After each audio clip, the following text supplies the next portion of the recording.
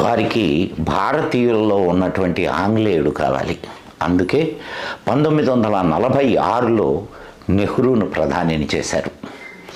సరే, ఈ విషయాన్ని కొంచెంసేపు పక్కన ఉంచి నెహ్రూ చనిపోయిన తర్వాత భారత ప్రధానిగా శ్రీ లాల్ బహదూర్ శాస్త్రి గారు భారత పగ్గాలు చేపట్టారు.